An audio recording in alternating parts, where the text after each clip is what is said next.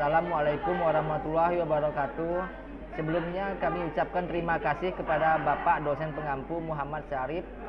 Kami akan mempresentasikan hasil perancangan sistem informasi program peminjaman barang scanner di PT Indomarko. Perkenalkan anggota kelompok kami yang berisi 4 orang, yaitu Amir Hamzah sebagai ketua, Muhammad Afiq Maulana sebagai anggota, Sesa Nazila Putri sebagai anggota, dan saya sendiri Egy Borne Putra sebagai anggota. Selanjutnya akan dilanjutkan oleh saudara Afiq Maulana. Terima kasih saudara Egy. Saya akan melanjutkan latar belakang. PT Indomarko memanfaatkan kemajuan teknologi informasi untuk mengelola sumber daya dan bersaing dalam bisnis. Terjadi keterlambatan dalam pengembalian barang, ketidaksesuaian antara inventarisasi aktual dan catatan sistem, kesulitan dalam melacak status dan lokasi barang secara real time. PT Indomarko berencana merancang dan mengimplementasikan sistem informasi berbasis web untuk pengelolaan barang scanner. Sistem ini akan memudahkan karyawan dalam meminjam, memantau status peminjaman, serta mencatat penggunaan secara akurat. Permasalahan yang dialami oleh PT Indomarko berdasarkan latar belakang yang diberikan. 1. Pengembalian barang terlambat. Karyawan sering mengembalikan barang scanner melewati batas waktu yang ditentukan. 2. Ketidaksesuaian antara inventarisasi aktual dan catatan sistem. Terjadi ketidaksesuaian antara data inventaris barang yang sebenarnya dengan catatan yang ada di sistem. Hal ini menyebabkan data yang tidak akurat mengenai jumlah dan kondisi barang. 3. Kesulitan dalam mencetak status dan lokasi barang secara real time. PT Indomarko menghadapi kesulitan dalam mengetahui sistem peminjaman dan lokasi barang-barang scanner secara real time. Ini menyebabkan inefisiensi dalam proses peminjaman dan pengelolaan barang. 4. Kebutuhan untuk sistem informasi yang efektif. Diperlukan sistem informasi berbasis web yang dapat membantu dalam pengelolaan peminjaman barang scanner. Sistem ini harus memungkinkan karyawan untuk meminjam barang dengan mudah, memantau status peminjaman, dan mencatat penggunaan barang secara akurat. Selanjutnya akan dilanjutkan oleh Sesa. Oke, saya akan lanjutkan dari Afiq Maulana. Terima kasih untuk Afiq Maulana. Rancangan sistem use case diagram. Use case di atas berisi 3 aktor, yaitu karyawan dapat dijelaskan bahwa karyawan dapat mengisi login, pengajuan peminjaman, dan form penyediaan barang. Karyawan juga dapat melihat riwayat peminjaman. Kedua, admin gudang dapat mengisi login, konfirmasi pengajuan, mengelola barang, konfirmasi pengembalian. Setelah itu, admin gudang juga dapat melihat riwayat peminjaman dan admin gudang dapat membuat laporan peminjaman. Ketiga, manajer dapat mengisi login, mengelola pengajuan, dan dapat melihat laporan peminjaman. Kedua, rancangan sistem class diagram. Kelas diagram di atas memiliki 6 kelas, yaitu karyawan, peminjaman, admin, gudang, barang, dan manajer. Dan di sini suatu barang dapat meminjam satu atau lebih dari satu peminjaman. Satu admin gudang dapat mengakses lebih dari satu peminjaman. Satu barang dan satu laporan peminjaman. Satu manajer dapat mengakses satu laporan peminjaman. Ini akan dilanjutkan oleh Amir Hamzah. Baik, saya akan melanjutkan presentasi dari Sesa Nazila Putri, yaitu di sini ada demo program. Pertama-tama adalah tampilan login. Ini adalah tampilan login dari kami, yaitu memiliki username dan password. Lalu tampilan login di atas merupakan tampilan awal ketika karyawan, admin gudang, dan manajer akan mengisi data, di mana karyawan, admin gudang, dan manajer mengisi sebuah username dan password login yang akan mengarah pada menu dashboard. Lalu di sini karyawan, admin gudang, dan manajer memiliki ID-nya masing-masing dan akan mengarah ke dashboard yang berbeda pula. Selanjutnya ada tampilan dashboard. Di sini tampilan dashboard untuk karyawan.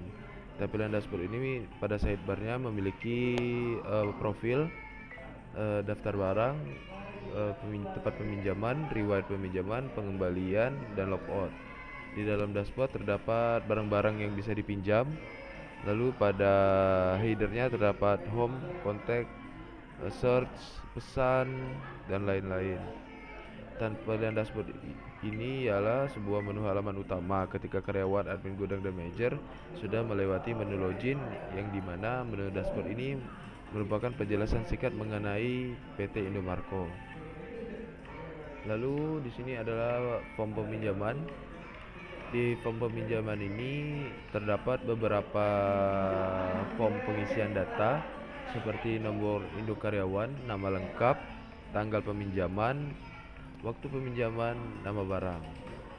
Di tampilan platform peminjaman, karyawan akan mengisi nomor induk karyawan, mengisi nama lengkap, tanggal peminjaman, waktu peminjaman, dan nama belakang setelah itu karyawan klik pinjam. Jadi jika karyawan mengalami error, karyawan cukup tekan reset. Setelah itu lanjut untuk mengisi form peminjaman.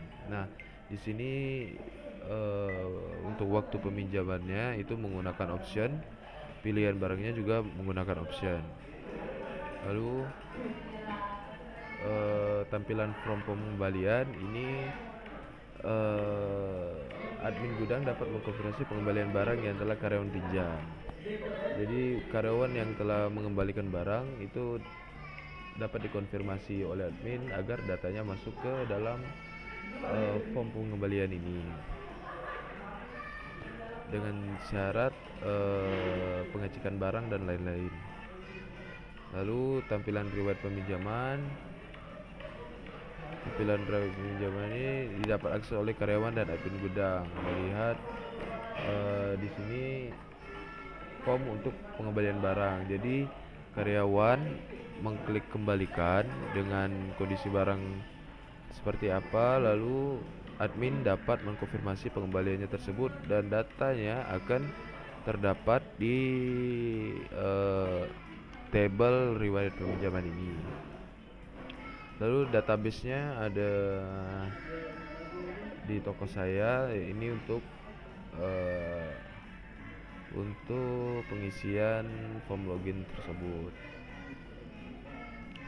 Saya akan melihatkan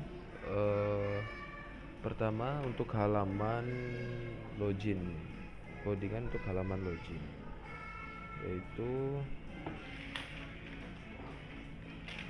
pertama halaman login.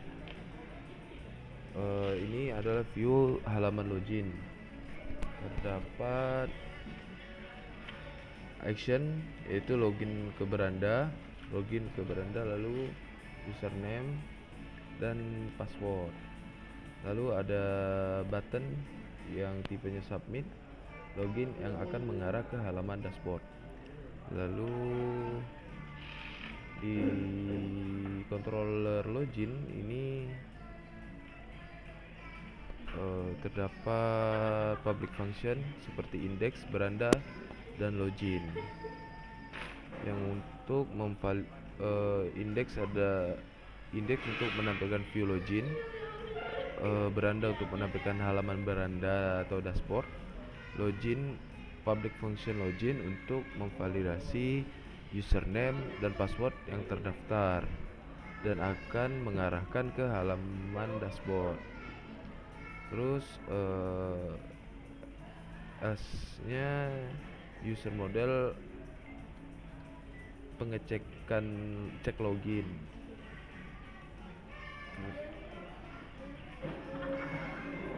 Di sini jika user salah dalam pengetikan username atau password, mereka akan mendapatkan pesan seperti ini. Lalu ketika user mengklik logout, di sini ada public function logout yang akan mengarahkan atau redirectnya ke login kembali. Lalu di halaman beranda,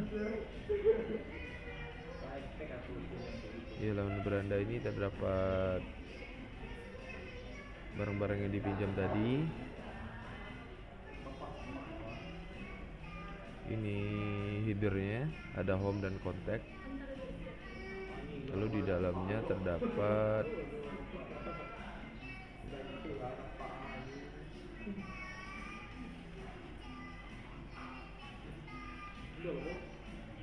sebelum itu saya akan menunjukkan halaman sidebarnya terlebih dahulu, yaitu seperti ini. PHP admin hanya bisa untuk admin, pinjam ini anggota, reward pinjaman buku, karena di sini mengikuti nama yang ada di dalam file tersebut.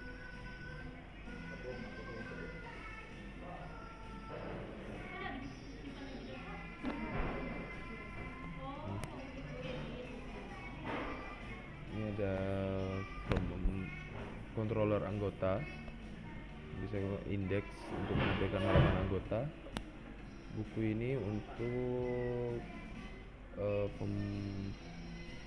pengembalian, dashboard untuk halaman dashboard.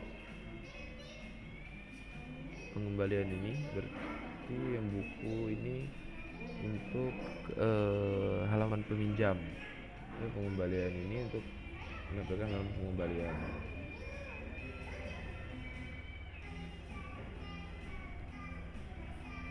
Baik. Terima kasih atas Saudara Amir. Saya akan melanjutkan kesimpulan dalam era digital saat ini. Pemanfaatan teknologi informasi menjadi sangat penting bagi keberlangsungan dan efisien perusahaan PT Indomarko.